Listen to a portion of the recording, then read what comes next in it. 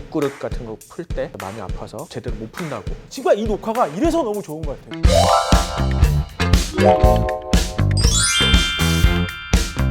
안녕하십니까. 전 국민이 재활의학으로 건강해지는 그날까지 유재할 의학과는 계속해서 달리겠습니다. 유재할 의학과 영상직인 확장판, 오늘 진행을 맡게 된 유튜버 지용성 비타민 MC 한지용입니다. 반갑습니다, 여러분. 우후! 텐션 업해서 가도록 하겠습니다. 그리고 유재할 의학과 영상지식인 확장판의 주인공이시죠?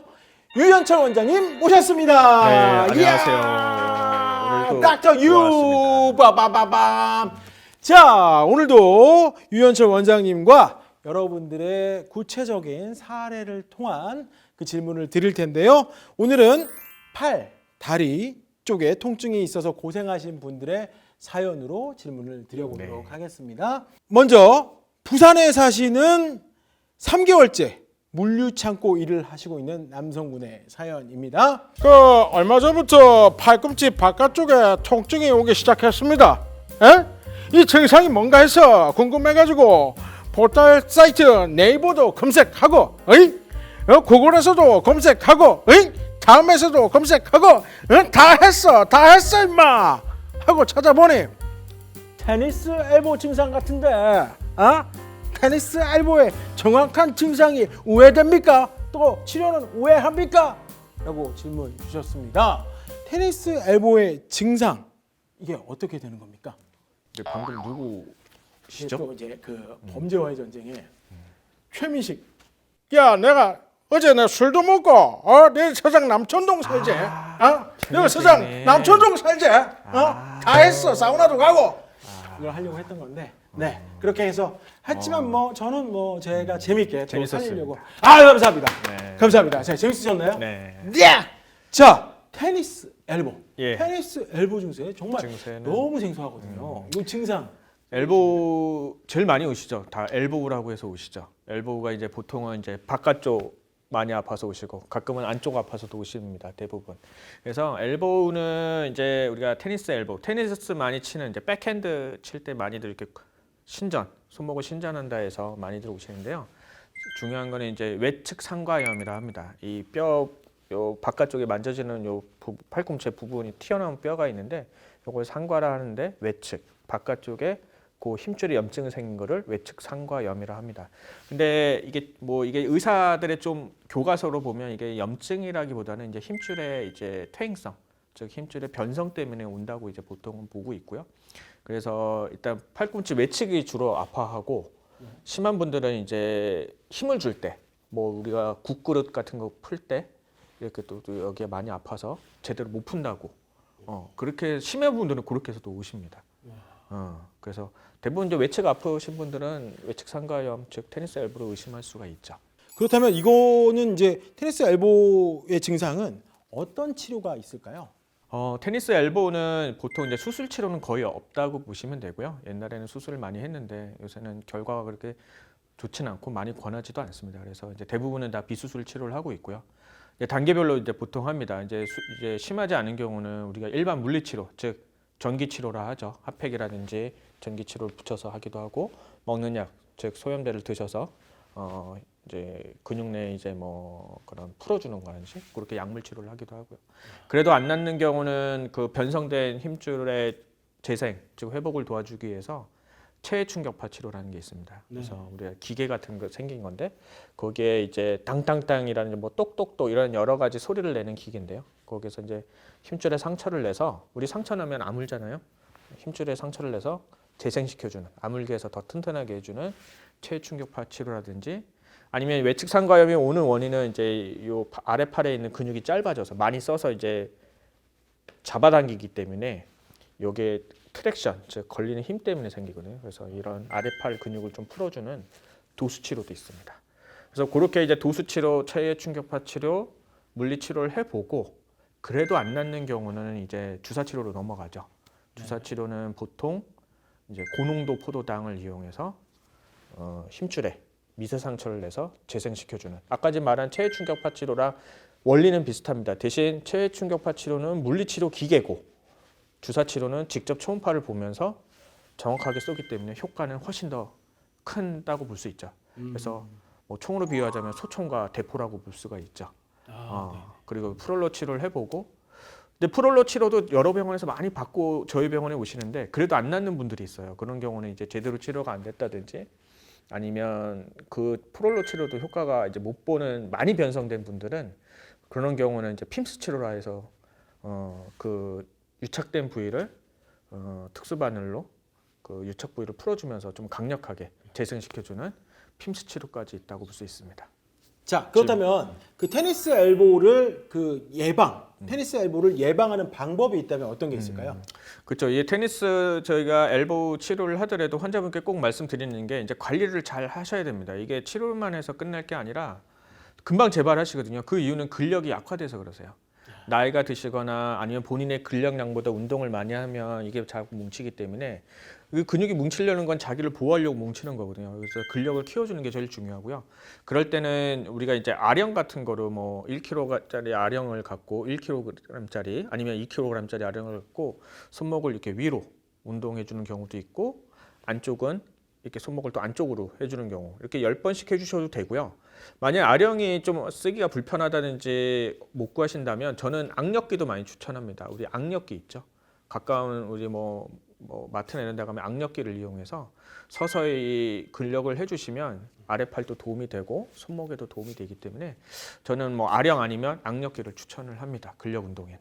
야, 그 아령을 직접 들지 않아도 이렇게만 해보시면 자극이 이게 지금 됩니다. 운동이 된다는 거 아시니까 저는 지금 이 녹화가 이래서 너무 좋은 것 같아요. 저는 지금 봐서 바로 집에 가서 그냥 아령도 해보고 악력기도 저는 사서 한번 해보도록 하겠습니다.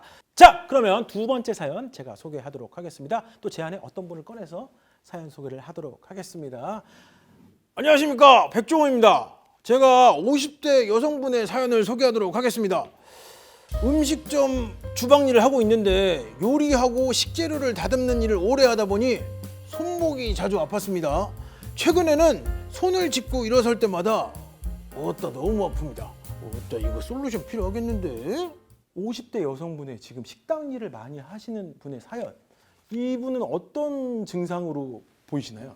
근데 그거보다 가장 비슷하셨는데 백종원 씨하고. 진짜요? 제가 사실 네. 집중하면 조금 비슷해요. 네. 네네. 우리 백종원님 워낙 인기 많으시니까 너무 그럼요. 잘 들었고요. 칭찬받았는데 어따. 그러니까 손목 아마 짚고 일어나셔서 아프신 거는 이제 아마 손목 인대 문제가 제일 많으실 거예요. 손목 인대 문제가 생기면 이제 짚고 일어날 때 그 병소에 이제 통증이 생기니까 염증이 이제 자극이 되니까 생기는데 이 짚고 일어날 때 손목은 이제 크게 손목에는 이제 인대도 많고 이 힘줄이라 해서 근육이 이제 이 뼈에 붙는 부위를 힘줄이라 하거든요. 힘줄도 많고 그다음에 또 대표적으로는 요 외측에 TFCC라는 섬유 연골 복합체도 있습니다. 그래서 보통 우리가 이제 손목 아픈 환자분들이 오면 크게는 손목 인대 문제인지 아니면 TFCC 문제인지 위치를 일단 먼저 보고요. 그다음에 위치를 먼저 보고 나서 그다음에 손목 인대 문제라면 거기에 맞게 치료하시면 되고요. 힘줄은 더 위까지도 봐야 됩니다. 그래서 이 아랫팔에서 내려오는 근력이 많이 뭉쳐서 손목에 부하를 주는 경우도 있기 때문에 정리해서 얘기하자 그러면 손을 짚고 일어났을 때 아픈 경우는 세 가지라 보시면 됩니다. 하나는 이제 손목 인대, 뼈 사이를 이어주는 인대에 찢어지거나 그런 경우가 있고요. 또 하나는 이제 아랫팔의 힘줄이 분착 부위에서 염증이 생겨서 생기는 통증이 있고 그 다음에는 이제 위치로 봤을 때 요 척골측 그 외측 새끼손가락 측에 아프다 그러면 요거는 섬유 연골 복합체. 요게 뭐냐면 요 안에는 공간이 비어 있는 공간이 있습니다. 만져보면. 그래서 요 공간 안에는 인대, 힘줄, 연골이 복합으로 있거든요. 그래서 복합체라 하는데 이 TFCC 손상도 생각을 해볼 수가 있겠습니다. 그러면 이 사연자께서 주방 일을 하시는 분이라고 하는데 이렇게 주방 일을 하시는 분들 같은 경우에는 어떤 상황에서 다치셨을지 뭐 이렇게 추측이 가능하실까요? 이제 주방 일을 하시는 분들 아니면 우리 가정주부님들 보시면 이제 손을 많이 쓰시잖아요. 손 쓸 때 우리가 이 손목을 움직일 때 요 아랫팔에 있는 근육이 같이 움직입니다. 이렇게 보시면 느껴보시면 한번 느껴보시면 그래서 이 아랫팔의 근 긴장도가 올라가면 이 손목에 부하가 많이 걸리거든요. 결국은 그러니까 근력이나 근육이 약화되거나 많이 쓰거나 두 가지겠죠. 약화된 경우에도 뭉칠 수 있고 많이 써서도 뭉칠 수가 있습니다. 그런 경우에는 이제 손목에 부하가 걸리기 때문에 손목을 치료하더라도 요 아랫팔, 요 근육도 같이 치료해 주는 것이 중요하다고 볼 수 있겠습니다. 그럼 이 그 증상에 대해서 또 치료법을 말씀을 해주셔야 될 것 같은데요. 그렇죠. 기다리고 있었습니다. 치료는 이제 뭐 크게는 심하지 않다 그러면 뭐 먹는 약이라든지 물리치료를 받으면 되겠고요. 그다음에 초음파를 봤을 때 이게 좀 힘줄이나 인대가 손상이 있다든지 좀 찢어져 있는 경우에는 뭐 우리 프롤로 주사라 해서 재생 주사도 있고, 그다음에 체외 충격파 치료라 해서 이제 물리치료 기계로 인대를 치료해주는 체외 충격파 치료도 있겠습니다. 그런 경우가 있고, 그래도 이제 잘 안 낫는 경우가 있어요. 손목은 특히. 그럴 때는 이제 MRI를 찍어봐야 됩니다. MRI를 찍어서 인대는 아주 작기 때문에 MRI를 찍어보면 그 인대 손상하고 연골 손상이 보이는 경우에는 수술 치료도 해볼 수 있는 게 손목 질환의 특징입니다. 자, 이제 세 번째 사연을 소개해 드리도록 하겠습니다. 안녕하십니까. 제가 요즘 엄지손가락에서 팔 쪽으로 타고 올라가는 손목 부위에 통증이 있는데 증상을 찾아보니까 득회르뱅병, 득회르뱅 발음이 어렵습니다. 득회르뱅병이라고 하는 증상하고 비슷하더라고요. 특히 무거운 짐을 들 때 너무 아픈데 득회르뱅병이 무엇이고 또 어떻게 치료를 해야 하나요? 라고 이렇게 사연 적어주셨습니다. 득회르뱅병, 이게 어떤 겁니까? 근데 사연자분이 말씀해주신 증세가 딱 전형적인 득회르뱅병입니다. 득회르뱅병은 손목 힘줄의 포션 중에 힘줄이 여러 개가 있는데 이 엄지 쪽으로 가는 힘줄에 염증이 생겼다 보시면 됩니다. 엄지 손가락으로 가는 힘줄에 염증이 생긴 게 득회르뱅병입니다. 힘줄을 싸고 있는 힘줄집이라는 게 있는데 그 손을 이제 그 엄지 손을 많이 쓰시는, 특히 뭐 타이핑을 많이 한다든지 주방에서 엄지를 많이 쓰시면 힘줄이 그 힘줄집을 지나가면서 이렇게 마찰이 많이 되면 우리 열이 나면서 염증이 생기죠. 그런 원리라 보시면 되세요. 그래서 어떤 심한 분들은 요 엄지 위에서 요 아랫팔까지 이어지는 요 부위가 부어오르기도 하고요. 이렇게 만져보면 아파하십니다. 그러면 초음파를 딱 보면 힘줄이 부어 있습니다. 그걸 이제 득회르뱅병이라고 합니다. 그리고 치료는 득회르뱅병은 이제 수술적 치료는 거의 없고요. 뭐 아주 극소적으로 유착이 되어 있는 경우는 수술을 하기도 합니다. 그렇지만 대부분은 99%는 대부분 뭐 이제 주사 치료를 하기도 하지만 주사 전에 먹는 약, 물리치료를 해보고 그래도 잘 안 낫는 경우나 그걸 해봤는데도 이제 안 나서 오시는 경우에는 이제 초음파를 보면서 초음파 유도하에 그런 주사 치료를 하기도 합니다. 프롤로 주사라든지 그런 염증 가라앉히는 항염 주사를 하기도 하죠. 네네네.